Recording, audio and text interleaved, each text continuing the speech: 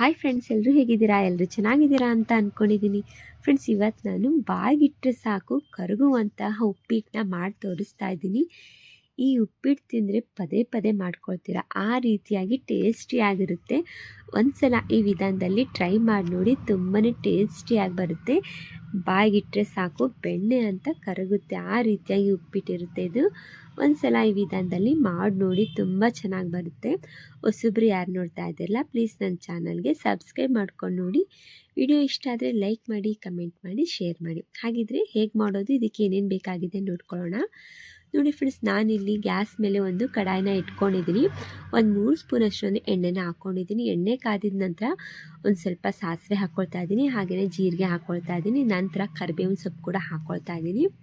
ಸ್ವಲ್ಪ ಇದೆಲ್ಲ ಚಟಪಟ ಅಂದಲಿ ನಂತರ ಇದಕ್ಕೆ ನೋಡಿ ಒಂದು ಅರ್ಧ ಸ್ಪೂನಷ್ಟು ನಾನು ಉದ್ದಿನಬೇಳೆ ಕೂಡ ಹಾಕ್ಕೊಂಡಿದ್ದೀನಿ.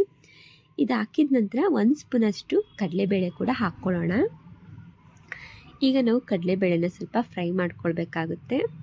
ನಾವು ಕಡಲೆಬೇಳೆ ಫ್ರೈ ಮಾಡ್ಕೊಳ್ಬೇಕಾದ್ರೆ ಗ್ಯಾಸ್ನ ನಾವು ಲೋ ಫ್ಲೇಮಲ್ಲಿ ಇಟ್ಕೊಂಡೆ ನಾವು ಇದನ್ನು ಫ್ರೈ ಮಾಡ್ಕೊಳ್ಬೇಕಾಗುತ್ತೆ, ಇಲ್ಲ ಅಂತ ಅಂದರೆ ಸೀದೋಗಿಬಿಡುತ್ತೆ.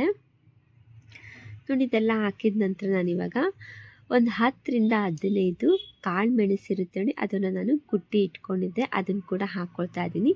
ನಾನಿಲ್ಲಿ ಹಸಿಮೆಣ್ಸಿಕಾಯಿ ಬದಲು ನಾನು ಖಾರಕ್ಕೆ ನಾನು ಮೆಣಸನ್ನ ಹಾಕ್ಕೊಂಡು ನಾನು ಕುಟ್ಟಿ ಇಟ್ಕೊಂಡಿದ್ದೆ, ಅದನ್ನು ಕೂಡ ಹಾಕ್ಕೊಳ್ತಾ ಇದ್ದೀನಿ.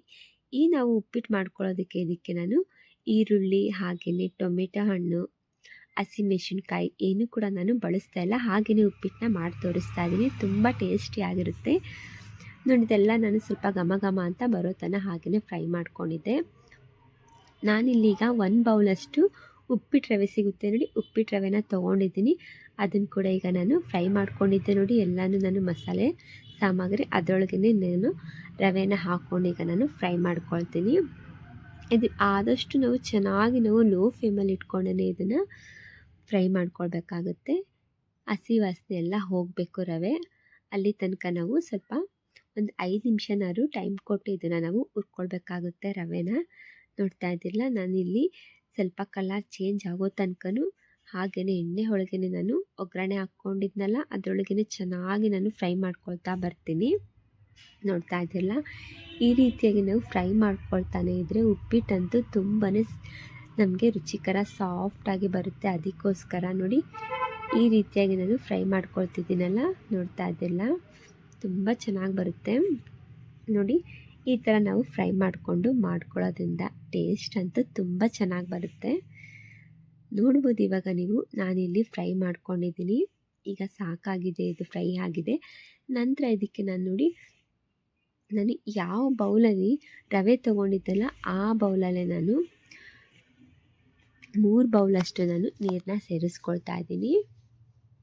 ನಾನು 1 ಬೌಲ್ ರವೆಗೆ 3 ಬೌಲಷ್ಟು ನೀರನ್ನ ಸೇರಿಸ್ಕೊಳ್ತಾ ಇದ್ದೀನಲ್ಲ. 1 ಬೌಲ್ ನೀರು ಹಾಕಿದ್ದು ವಿಡಿಯೋ ಸ್ಕಿಪ್ ಆಗಿದೆ, 2 ಬೌಲಷ್ಟೇ ಹಾಕಿರೋದು ನಾನಿಲ್ಲಿ ವಿಡಿಯೋ ಆಗಿದೆ ನೋಡಿ. ಈಗ ನಾನು 3 ಬೌಲ್ ಒಟ್ಟಿನಲ್ಲಿ ನಾನೀಗ 1 ಬೌಲ್ ರವೆಗೆ 3 ಬೌಲಷ್ಟು ನೀರನ್ನ ಸೇರಿಸ್ಕೊಂಡಿದ್ದೀನಿ. ಇವಾಗ ನೋಡಿ, ಈಗ ನಾವು ಚೆನ್ನಾಗಿ ನಾವು ಕುದಿಯೋಕ್ಕೆ ಬಿಡಬೇಕಾಗುತ್ತೆ. ಸ್ವಲ್ಪ ನೋಡಿ, ಈ ರೀತಿಯಾಗಿ ಕುದಿ ಬರುತ್ತಲ್ಲ, ಸ್ವಲ್ಪ ಗಟ್ಟಿ ಬರುತ್ತಲ್ಲ, ಅಲ್ಲಿ ತನಕ ನಾವು ಹಾಗೆಯೇ ಕುದಿಸ್ಕೊಳ್ಬೇಕಾಗುತ್ತೆ ಉಪ್ಪಿಟ್ಟನ್ನ. ಆಮೇಲೆ ನಂತರ ಇದಕ್ಕೆ ನಾವು ರುಚಿಗೆ ತಕ್ಕಷ್ಟು ಉಪ್ಪನ್ನು ಸೇರಿಸ್ಕೊಳ್ಬೇಕಾಗುತ್ತೆ. ನೋಡ್ತಾ ಇದ್ದಿರಲ್ಲ, ಯಾವ ರೀತಿಯಾಗಿ ಕುದಿತಾ ಉಪ್ಪಿಟ್ಟು ಯಾವ ರೀತಿಯಾಗಿ ಗಟ್ಟಿ ಬಂದಿದೆ ಅಂತ. ಈ ಸಮಯಕ್ಕೆ ನಾನು ರುಚಿಗೆ ತಕ್ಕಷ್ಟು ಉಪ್ಪನ್ನು ಸೇರಿಸ್ಕೊಳ್ತೀನಿ ಇವಾಗ ನೋಡಿ. ಈಗ ಉಪ್ಪನ್ನು ಕೂಡ ಹಾಕಿದ ನಂತರ ಚೆನ್ನಾಗಿ ಒಂದ್ಸಲಿ ಮಿಕ್ಸ್ ಮಾಡ್ಕೊಳ್ಬೇಕಾಗುತ್ತೆ. ನೋಡ್ತಾ ಇದ್ದೀರಲ್ಲ, ನೋಡ್ತಾನೆ ಇದ್ರೇ ಬಾಯಲ್ಲಿ ನೀರು ಬರ್ತಾ ಇದೆ, ಎಷ್ಟು ಚೆನ್ನಾಗಿ ಕಾಣಿಸ್ತಿದೆ ಅಂತ. ಇನ್ನು ತಿಂದ್ರಂತೂ ಎಷ್ಟು ರುಚಿಯಾಗಿರ್ಬೇಕಲ್ವಾ, ತುಂಬಾ ಚೆನ್ನಾಗಿ ಬರುತ್ತೆ. ಒಂದ್ಸಲ ಈ ವಿಧಾನದಲ್ಲಿ ನೀವು ಮಾಡಿ ನೋಡಿ, ಎಷ್ಟು ಚೆನ್ನಾಗಿ ಬರುತ್ತೆ ಗೊತ್ತಾ. ನೋಡಿ, ಲಾಸ್ಟಿಗೆ ನಾನು ಸ್ವಲ್ಪ ಕೊತ್ತಂಬರಿ ಸೊಪ್ಪನ್ನ ಕಟ್ ಮಾಡಿ ಕೂಡ ಇಟ್ಕೊಂಡಿದ್ದೆ, ಅದನ್ನು ಕೂಡ ಸೇರಿಸ್ಕೊಂಡು ಈಗ ನಾನು ಮಿಕ್ಸ್ ಮಾಡ್ಕೊಳ್ತಾ ಇದ್ದೀನಿ. ನೋಡಿದ್ರಲ್ಲ ಫ್ರೆಂಡ್ಸ್, ಎಷ್ಟು ಬೇಗ ನಾವು ಸಾಫ್ಟಾದ ಉಪ್ಪಿಟ್ಟನ್ನ ಮಾಡ್ಕೊಳ್ಬೋದು ಅಂತ. ತುಂಬ ಚೆನ್ನಾಗಿರುತ್ತೆ.